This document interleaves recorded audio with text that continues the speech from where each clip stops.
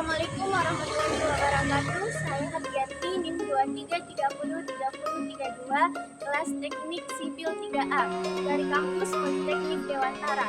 Tujuan saya di sini untuk menjelaskan jenis-jenis kerusakan perkerasan lentur dan perkerasan kaku. Sebelum itu, kita harus tahu apa itu perkerasan lentur dan perkerasan kaku. Perkerasan lentur adalah perkerasan jalan yang menggunakan aspal sebagai bahan pengikat dan memiliki sifat elastis. Sedangkan perkerasan kaku atau rigid pavement adalah perkerasan jalan yang terbuat dari plat beton, semen format, dan lapisan fondasi yang diletakkan di atas tanah dasar. Yuk kita simak videonya. Adapun jenis-jenis kerusakan pada perkerasan lentur. 1. Tambalan atau patching. Kerusakan patching pada perkerasan lentur atau aspal merupakan kerusakan yang terjadi pada bagian jalan yang sebelumnya telah diperbaiki dengan tambalan. Retak pada tambalan biasanya disebabkan oleh pergerakan lalu lintas yang berat, kualitas bahan tambalan yang rendah, atau ketidaksesuaian bahan tambalan dengan perkerasan asli. Dampak yang ditimbulkan. 1. Kerusakan tambalan dapat menjadi titik awal meluasnya kerusakan permukaan jalan. 2. Masuknya air dalam struktur tanah. 3. Meningkatnya risiko kecelakaan lalu lintas. 4. Menyebabkan terjadinya kemacetan lalu lintas terutama pada ruas jalan padat.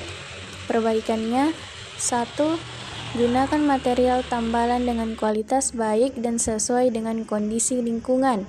2. Perbaikan drainase berfungsi dengan baik untuk menghindari penumpukan air.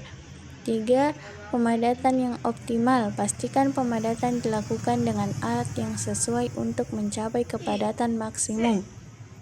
Yang kedua, longitudinal cracking atau retak memanjang.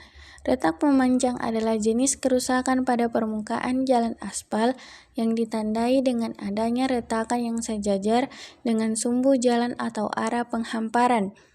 Masalah yang ditimbulkan bisa kemasukan air, ronghas, indikasi akan terjadinya retak buaya atau kerusakan struktur.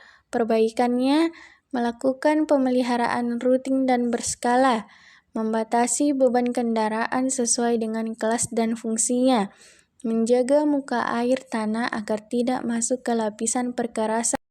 Adapun jenis-jenis kerusakan pada perkerasan kaku. 1. Pemompaan atau pumping merupakan fenomena keluarnya bahan pondasi melalui sambungan atau retak. Pemompaan terjadi akibat defleksi pelat pada saat roda berkendara melintasi sambungan.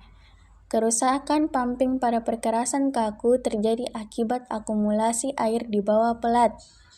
Hal ini disebabkan oleh muka air yang tinggi, drainase yang buruk, retakan panel atau segel sambungan yang buruk.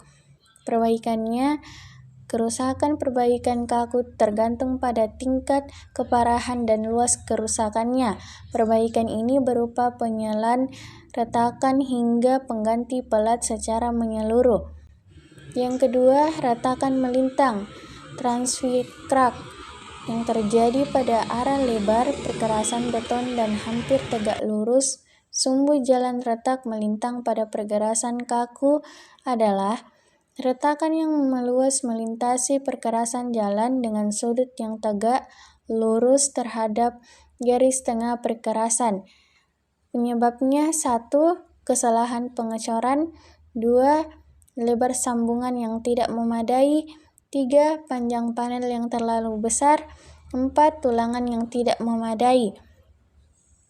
Retakan melintang yang diabaikan atau tidak segera diperbaiki dapat menyebabkan alligator cracking.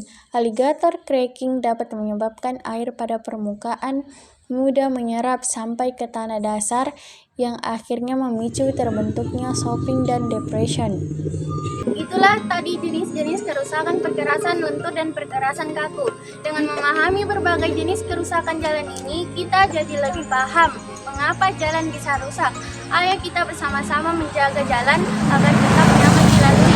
Untuk mencegah kerusakan jalan dapat melakukan perbaikan rutin, pengaturan lalu lintas, pemeliharaan reguler, penggunaan material tepat, perencanaan yang baik. Sekian dari saya. Wassalamualaikum warahmatullahi wabarakatuh.